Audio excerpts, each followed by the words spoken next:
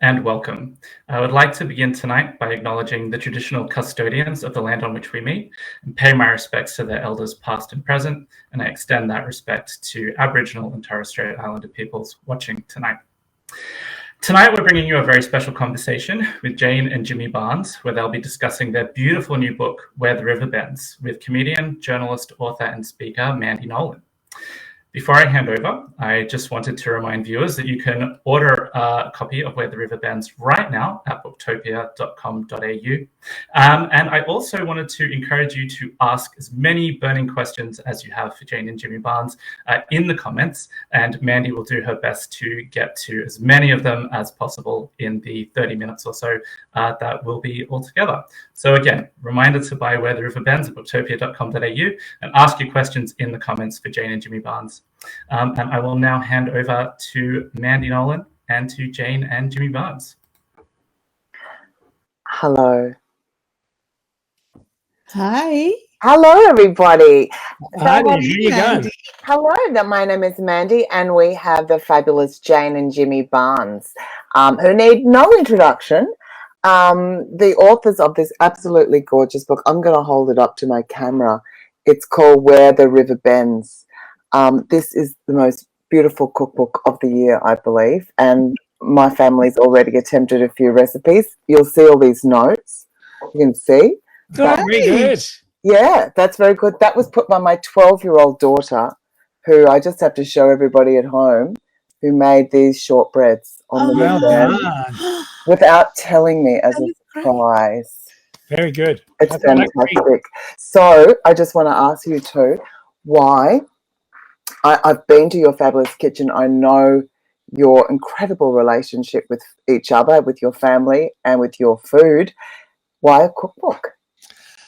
It seemed pretty natural thing to do, really. I mean, we obviously, I think the fact that we're in lockdown had a lot to do with it, because we had a lot of time off touring and had the time to sit and think about it. It's something we'd thought about doing. And we wanted to sort of have a collection for our kids too. It's a legacy for, you know, the family, for our nieces and nephews and the grandchildren, and you know, our kids now, they've all moved away from home. You know, they call we us often constantly. Get calls.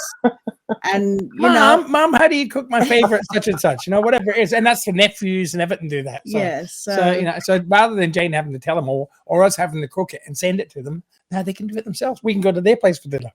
So what I'd love to know, because the two of you cook, and you have a his and hers stove, basically. You might want to tell us about the delineation of the two main stoves or ovens that you have there. But Jimmy, was this love of cooking, is this something that's come late in life, or was this something that was always with you, or is this something that has been led by Jane? You'd think most people probably get a love of cooking because, you know, they just love to eat and all that sort of stuff. I grew up, you know, we're Scottish. We ate sort of nice, you know, wholesome, stodgy Scottish food. You know, minced potatoes. It wasn't a lot of variety. It wasn't a lot of spices. Wasn't a lot of, you know. And this was particularly from a poor Glaswegian family. So I now know, of course, that Scottish food is very complicated, and there's lots of really great Scottish food as well. But ours was pretty simple. And so when I grew up, I always ate just for fuel. And you know, and it wasn't till I met Jane. Back in 1979, when and I think you're constantly touring. Yeah, you know, whether it was early chisel days, you were doing 3 shows a day. You didn't eat. We didn't eat much. We didn't have any time to get into a kitchen. So we were in the back of cars and driving shows. So, you know, for a lot of time, not really. It was. Oh yeah, food was just sort of, you know, something to keep us so we can get and do the gigs. It's terrible on the road, Jimmy. It's generally it's just, you know, fried chips and if you're a vegetarian, I remember there was a vegetarian guitar player, Mal Eastick, and the only thing he could eat anywhere on the highway was cheese and tomato sandwiches. You know, that's hard. It was really tough, and which I quite liked, by the way. But so I didn't eat much until you know, I remember when I met Jane, and food was always important in Jane's life. Yes, it was. But you know, when I was touring with them on the road, I found that I'd take notes about the truck stops. Good truck stops where you could get the, you know. Oh, the right, yeah. We knew you could get where you get the best hamburgers. All over the country. So clearly you two are absolute foodies. So tell me, and Diane Pankhurst is on the live stream, and she's asked a question, and she wants to know what your favourite meals are. And I'd love for you to share that, reflecting on some of the meals that you have in the cookbook, because I think there's a few people out there that would love to cook Jimmy and Jane's favourite meals. Listen, there's a few, and there's, you know, like obviously my favorite meals are the ones Jane cooks. Not because there's a couple of family favorites in there, like the chicken rice. You know, it's a sort of a variation, a Thai variation on hind end chicken. Yeah, hind end chicken rice, which is really just a very simple steam. It's comfort food, steamed chicken and rice with really beautiful sauces. It's delicate.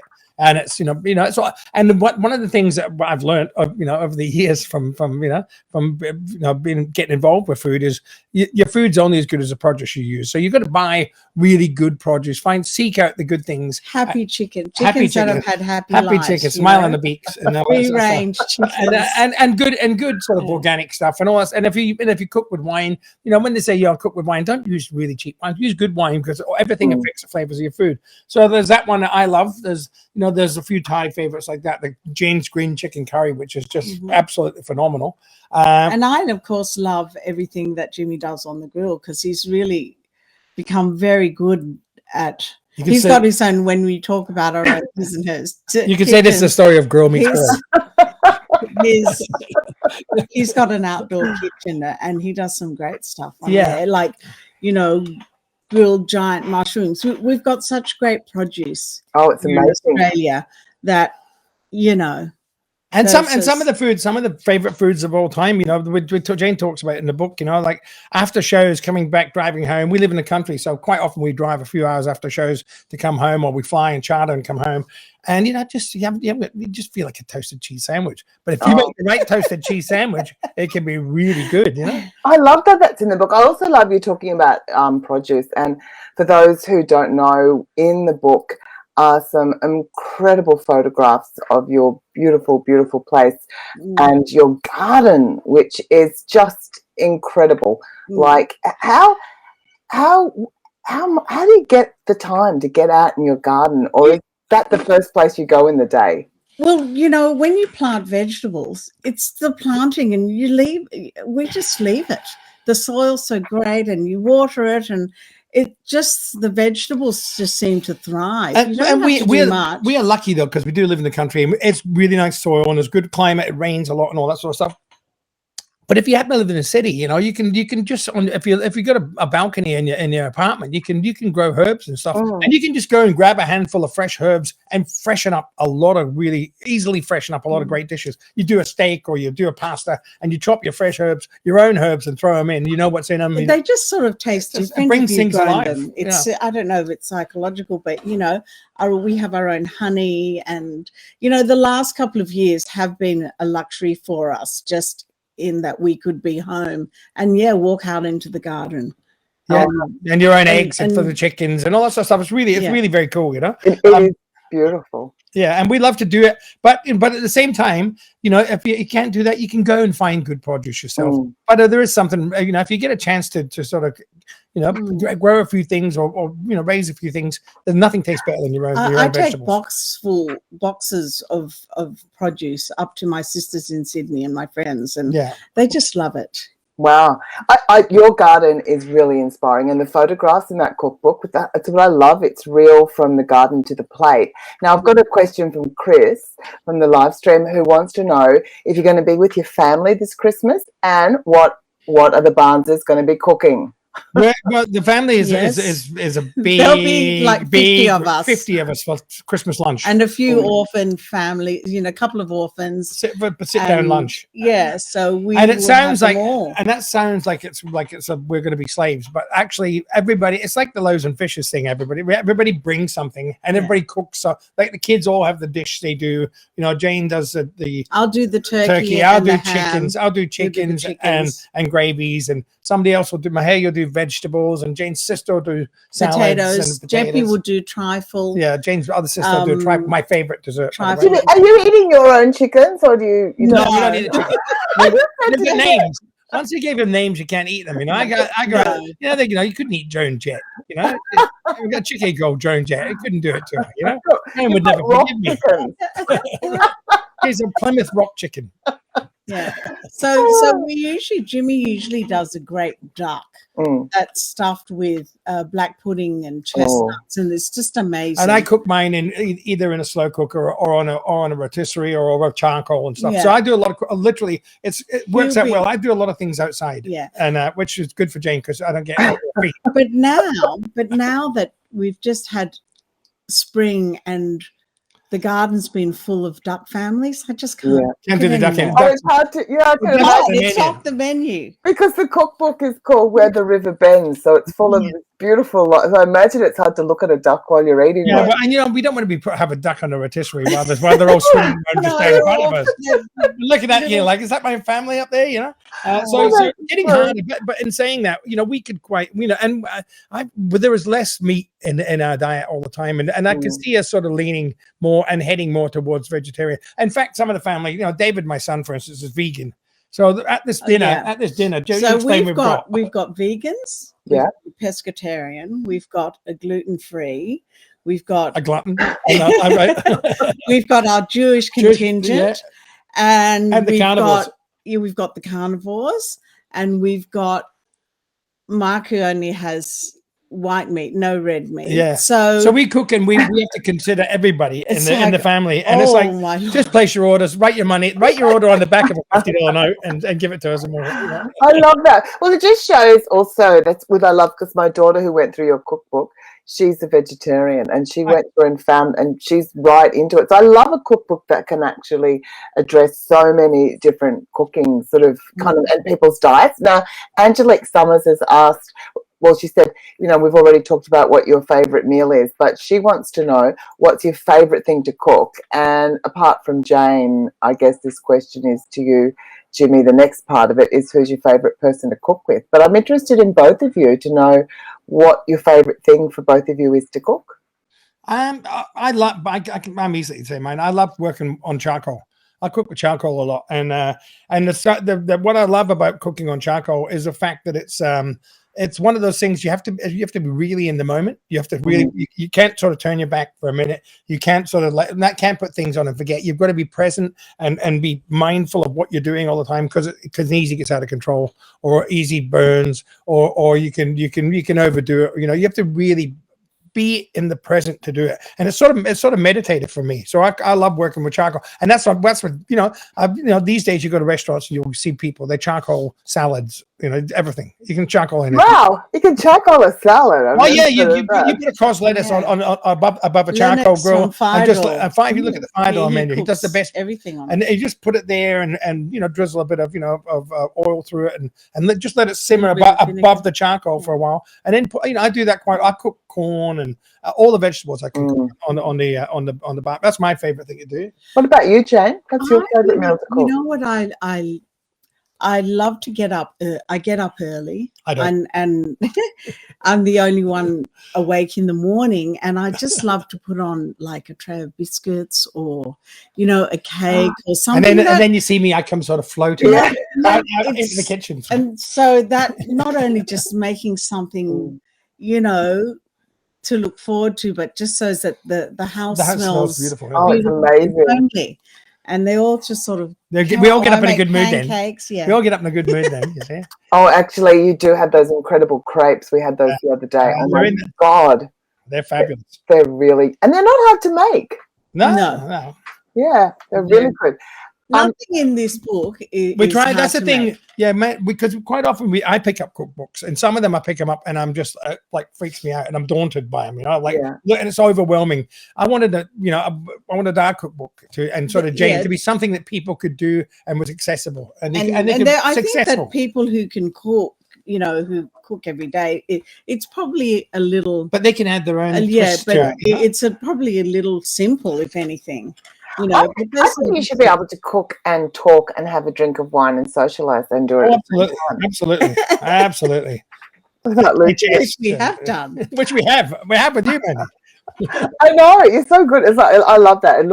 That's when I love seeing people cook like that. And I went, I'm going to cook like Jimmy and Jane, because if people talk to me generally, I'll do something wrong. Now, I've got a question from Laverne Chisholm, and she wants to know what your favourite dessert is, and there are some cracking desserts in this book. The dessert section, actually, there's just so much more, to put in there. But I'm a bit of a lush, so I love anything with lots of cream and I like custard. I like Jane makes fantastic ice cream. She makes great tarts. Cakes. So anything with custard. Really. And if anything you could throw smother in custard, you'll win me. Ice cream. I make ice cream. Lots of homemade ice cream. Is that hard? Because I've never attempted it. It's not hard if you've got an ice cream machine. Putting the right mixtures together. Yes, and flavors. You just follow the recipe, and there is nothing like it, really. It's just so different to have your own ice cream. While I think about it, with the cookbook, for instance, I think it's really important because we, as cooks, we tend to flavor and add and season and do things to our own tastes. So it's important when you're doing these things, taste them, and don't be afraid to make it your own. I think that's important that you put a bit of your own. Once you've got it to a basic starting place, don't be afraid to make it your own. And that's the same with desserts. Yeah, that's totally anything. You can add custard to anything if you like. Well, I guess that leads to Mark White's next question, because that seems like a very Glaswegian thing to say, but he wants to know what your favourite Scottish dish is, Jimmy. Oh, there's lots of them. I'm a bit of a carnivore, so I do you love black pudding and potato scones. He likes a big black pudding, bacon, white pudding, big Scottish breakfast. I think I like all that stuff. But I love the one I eat most mince and toddies, or which is mince and toddies. By the way, is like potatoes, mince with carrots and onions and gravy, and you serve it with mashed potatoes. Jane's is much more highfalutin than my mum used to make. Jane's is the mashes with beautiful Comté cheese mashed through it and all this sort of stuff. It's a bit fancy. A bit fancy. But the other thing which I could eat every day, and there was a period there where it just sort of kept me alive, is porridge. I just love porridge. Wow. As a Scotsman, I think that's the Scotsman in me. I really loved it. That's a good answer. But you know what I love in your book is you've got this world. It's a cultural collide where there's so much of your story, Jane, so much through there of your exotic background growing up in the family of a diplomat, or was a diplomat or a traveler? Yes. Yeah, amazing. So do you want to tell me a little bit about how the cultural worlds collide for you both in the kitchen? I don't see it like that, because I see Australia as so multicultural. Anyway, and I'm sort of, I think, quite a good representative of that. With we love Italian food. There's Malaysian food. There's Thai. There's Japanese. There's Indian. There's everything, German food. Kartoffel. And if you go to most like Australian restaurants, there's a mix of flavors, and that certainly the influence from Asia is apparent in a lot of restaurants these days. Yeah, but huge European influence before that, and Middle Eastern, and we're just so lucky in this country. We've got all sorts of produce, all sorts of cultures, like bringing, their own condiments and their own everybody's cuisine. Can you tell us about bringing the condiments? When you can't say that without telling the story that's in the book of you bringing the fish sauce. Well, when John Marnie's my stepfather, and who is my dad. He's my dad. I grew up with him. And when we first came over to live in Australia, it was early 60s. And there was no fish sauce. And my mother... Who was already here. You traveled alone. She was already here getting the place ready for us. I traveled over with my little ones, my little sisters, and I was 5, and we had to take with us a ceramic urn of fish sauce. And everybody knows. Put it this way. The fish sauce is so strong, the smell. She'd have broken it on the plane. It would have been worse than snakes on the plane. I can't believe that. Like you said, I know it's hardcore sending unaccompanied children, but unaccompanied fish sauce. I think that's more dangerous. I was worried about it all the way. I'm sure you're not the first person to do it, though. And the same with the Italians bringing cheese, Parmesan cheese in the 60s and stuff. I'm sure they've got border security. What they've done now. Imagine if you came through border security on TV with a big urn of fish sauce. Wow! It's not food. Exactly. Now I've got Carolyn Jennings. She's asked, "What are your favourite herbs?" That's a great question, actually, because that can create a whole dish when you want to cook a particular herb that's flourishing in the garden. In the garden, I've got parsley, sage, rosemary, thyme. That's the song. Yeah. And those herbs go into our lemon thyme. turkey stuffing. There's lemon thyme, there's oregano, there's coriander, there's lemon balm. Yeah.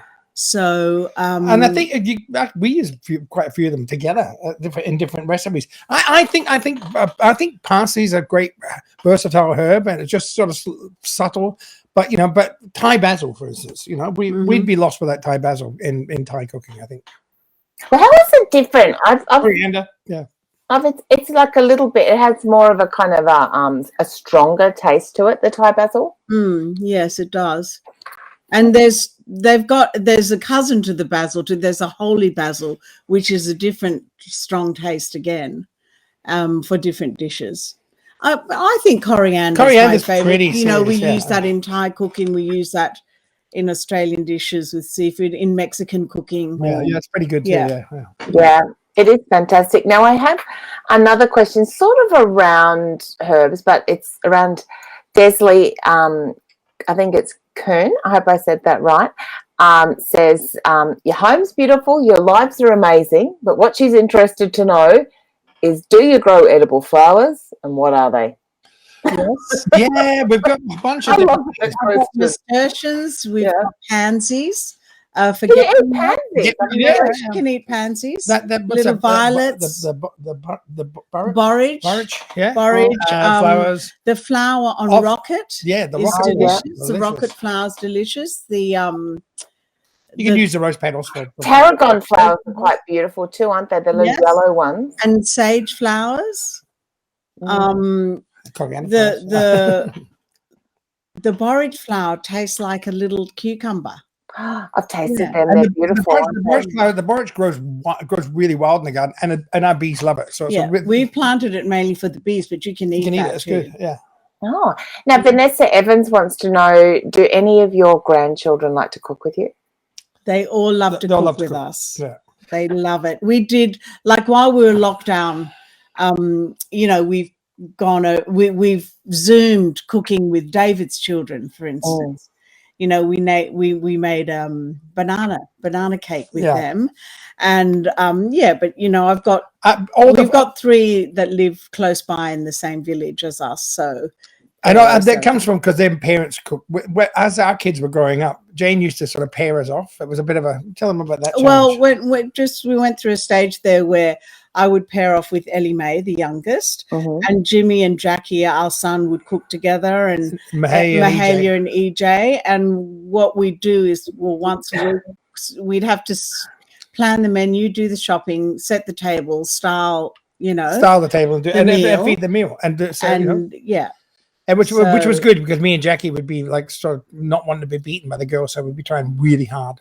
But they were much more stylish. And Mahalia is an incredible cook. Our girls are good cooks. Yeah, our girls. So naturally, their children are becoming great cooks. They all love food. That's important. I think it's so important, isn't it? Because we're moving into this time of, like, so many people are doing those super fast food services that turn up at your door, and that reinstilling that passion for food and cooking is so key to creating that connection with family and good health and well-being. Have you noticed that it life-changing for you, that when you kind of reconnected with that kind of relationship with food and cooking and home? Well, it's never really gone for us, but it is a thing with the I think it's about tradition, and it's about passing things down. Like, this is how you do it. It's like a great way to connect with the little ones. And I loved when we first got this, and my nephew Jesse, who's like 30 now, said, "Oh, Auntie Jane, I this is just so great. This is so, I've eaten all of this." And even like, just little things like remembering what the jugs looked like or the plates that we use. But that we've always had in our lives. But I think it's comforting. And I think everything's so instant now, like you said, like whether, you get it online, you're on the computer and you can get things down and you can get things sent and you can do all that. I think the act of preparation, of collecting and cooking and then sitting down for a meal is something that we've always done.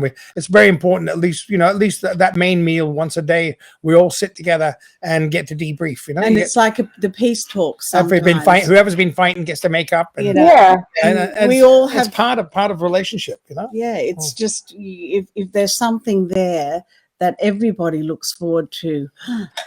I love that. Can you tell me too, there's another one from Mark who asks, it's a good question actually, how does writing a cookbook compare to writing your memoirs? It's still very much, you've got to connect with your soul. I think both of them are different aspects of obviously different times this of our type lives. of cookbook. It's not just, we're not chefs. Yeah, we're not. We're not like telling you. These cookbooks are part of our hearts, part of our our growth. It's so personal, this book. That's what I love about it. Like, you two have been so generous in that you've shared these beautiful pictures of your home and your food, and it really comes off the page and off the recipes. Well, yeah, and part of that, was we wanted, like when we cook food and it's like a photo album for the family. And the plates that Jane's collected over the years, and the along with the menu recipe. So even the way it's presented is part of that. So I think in a lot of ways you have to put yourself out in the line, and you have to be honest and truthful with you. It comes from your soul and comes from your spirit. And this particular book, because of when we did it and how we did it and how life just unfolded, it's sort of like we've done it with everybody, like lots of people on social media online, and we share our photos, and because we were stuck home like everybody, well, not stuck, but we were home, and that we had to find joy in that, like, because we're so used to being moving like everybody else in the world. And I sort of feel that it's personal, but it's sort of shared, shared as well. And we wanted to do that, which is like, food is like another aspect of the soul, like music or art or dance, or it's about life, and this is a big part of our life. And so most people love food. Good food. And you can, the nastiest or the worst person in the world, if you make them a good meal and sit with them, and something nice about them, nice cake, you're gonna get to them. You're gonna get to them. It is like that, isn't it? Because food or music, it's better shared. Yeah. When you eat something amazing, you just go, I want someone else to try this. I've just made it. That's right. And when there's people there, you can make more and present it differently. Same with music. Yeah. Can I ask you a question? Amanda Binns has asked, and I want Jane to answer this first. Do you like haggis? No, I don't like haggis. Maybe I've had just, maybe it wasn't great. It was the wrong haggis. It may be wrong haggis. You don't want to get the wrong haggis. It's awful. Haggis from the bad side of town. That's your next memoir, Jimmy. The wrong haggis. I must say, I shouldn't, because No, well, the only haggis we had, where we did I was chieftain at the Highland Games down here, and it was an incredible experience. One of the real moving experiences of my life. But that day there was a haggis that was on display all day, and then later on that night we had a bit of a party. A knees up was called, and they piped the haggis in and then served it. And we just thought, this has been sitting in the sun all day, So I was scared of it. She was scared of it because of that. But I've had haggis that I like, and I like offal, and I like, I'm a Scotsman, but Jane's not that big on it. But I think if you get the right cooked haggis, I think it's a dish that's really, it wasn't really meant to be sort of that, it wasn't made because this would be a great idea. It was a way to use everything. That was all the bits that were left over. So it's out of necessity, but I think it's a good thing too. But you can eat kidney and big livers and things, and I just can't do that. Oh, it's true. Like, what I love in this book, and we've come to the end of our chat, is that everything is cooked with love in this book, and there's this fabulous kind of quote which says, like, everything, toast tastes better when cooked with love and attention. That's almost profound. It's true. If you put love into something, you know, it comes out in the final product. Whether the it's a painting or a book. Every morning is his toast. I put it on a beautiful plate, and I know when she loves me. It's burnt and it's cooled, and it's like, I know when she loves me, because if I get really warm, sort of, she's not interested. I love that. It is in those beautiful plates, and you'll see this in this incredible book, Where the River Bends, having a chat. We did get one last comment, which I totally concur with, is that Jimmy and Jane need their own cooking show. You absolutely do. You'd be amazing. Now, before we go, I just want to remind people that this year the performances that you're doing are fully sold out, but you do have some shows coming up. I'm wearing the I'm going to go here. I'm wearing the James Barn Band. There they are. T-shirt. There you go. But there's some shows coming up for next year that people will be able to get tickets. We're hitting the road and we're doing some touring, and Jane and I are doing some shows. Glad to get out there and do some rock and roll. But it's nice. We're doing some intimate shows around the Highlands with the Jane Barn Band, which is always a lot of fun, and it's, you know, we get to sing some different sorts of songs. So I'm looking forward to singing to people. Like food, and like everything we said, making music is better when there's friends around. You know? Oh, that's absolutely true. So thank you so much for chatting with us tonight, Jimmy and Jane. Mandy. It's always a pleasure, and I'm loving your book. I'm loving the fact my 12-year-old is actually doing it. That's really good. Yeah, that's great. I love it. So you can order. Don't forget, we're talking tonight about Where the River Bends, and if you're going to get someone a Christmas present, this is a really special book to get. It's got a little more. I actually think there's something a little more beautiful about this book because of the stories you tell in this, and the generosity of what you share and who you are. To so many people in this country. I was thinking I wouldn't want the Keith Richards cookbook is not something I'd probably buy. Not that I don't like Keith Richards, I just don't. What's he cooking? I love it. I just can't imagine him in the kitchen. Like Breaking Bad. Exactly, a very small cookbook. But you can order Where the River Bends at booktopia.com.au. It's available now. I'd get in there quick because there's going to be a rush on this for Christmas. It's such a fabulous, fabulous book. Get it before Christmas. Make it. Thank you so much. Thank you, Mandy. No worries. Lovely to see you, Mandy. Lovely to see you both. Farewell.